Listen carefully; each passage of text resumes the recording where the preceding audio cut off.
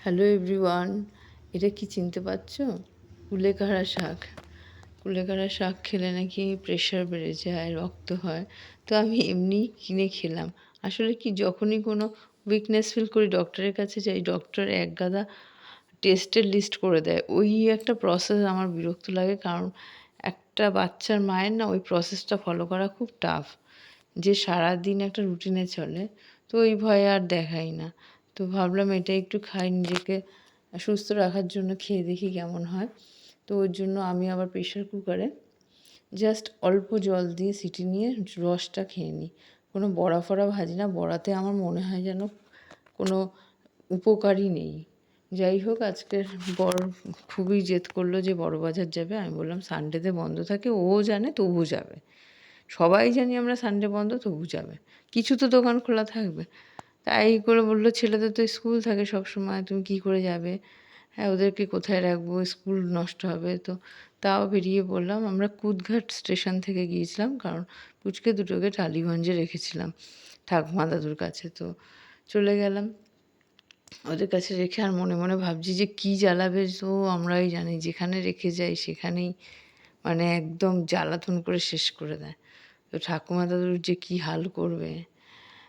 তো অনেকদিন পরে দুজনে বেরিয়েছি, বেশ ভালোও লাগছিল। আর ও না একটা আশ্চর্যজনকভাবে আমাকে আগে ঘরেতে ফটো তুললেই খুব রেগে যেত। আমি মানে ফোনটা ছুঁড়ে ফেলে দিত, খুব রেগে যেত। আমি ওর সামনে ফটো তুলতেও ভয় পেতাম। সেই মানুষটা আমাকে বলছে, "কি গো, ভিডিও করলে না, ফটো তুললে না?" আমি তো অবাক! কী পরিবর্তন! এই দেখো আমাকে হাসাবার জন্য কেমন করছে। তো সেটাই আমি ভাবছিলাম যে মানে মানুষের পরিবর্তন হয়। তবে সবকিছু যখন শেষ হয়ে যায় তারপর। যেই মানুষটা একটা সময় ফোনটা ছুঁড়ে ফেলে দিত, ফটো তুললে রেগে যেত, ঘরেই ফটো তুলতে দিত না। সে রাস্তায় বলছে ভিডিও করো, ফটো তোলো, নিজে ফটো তুলে দিচ্ছে। I am তো অবাক। তো আমি সবসময় নিজের মতনই ছিলাম। দৃঢ় প্রতিজ্ঞ ছিলাম, কখনো অন্যায় করিনি। ঠাকুরের উপর বিশ্বাস ছিল।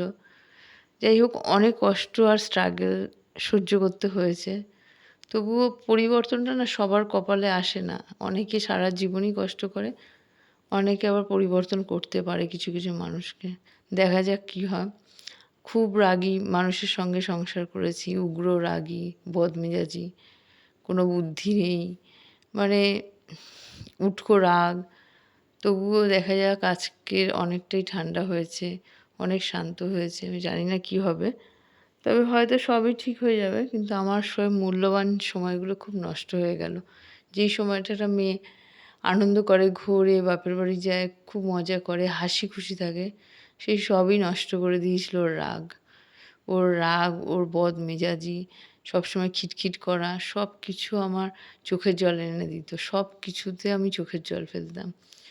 আজকে যখন পরিবর্তন হয়ে গেছে না, একটু চেঞ্জ হয়েছে, তখন আমার সেই পুরোনো দিনগুলো মনে পড়ে যে কত, মানে তখন তো আমি ছোট ছিলাম, অনেক অল্প বয়স ছিল, কত স্বপ্ন, কত হাসি খুশি থাকা। মানে পয়সা নেই তো কী হয়েছে, মন দিয়েও তো একটা খুশিকে সেলিব্রেট করা যায় অল্পর মধ্যে। সেটাও খুব মিস করছি এখন।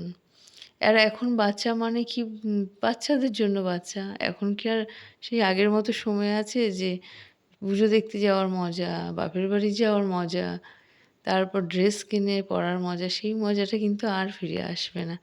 সময় থাকতেই সবাইকে চেঞ্জ হতে হয়। সময় থাকতেই ভ্যালু দেওয়া উচিত। আর সময় থাকতে সেই সুন্দর মুহূর্তগুলোকে সেলিব্রেট করা উচিত। নইলে পরে তোমার কাছে অনেক হাজারো টাকা আসুক, তুমি হাজারো পরিবর্তন হয়ে যাও, কিন্তু তাকে কিন্তু আর ফিরিয়ে আনতে পারবে না। তার সেই সময়টা আর ফিরিয়ে দিতে পারবে না। তো সবাই ১ম থেকে নিজের ভুল শুধরে নাও।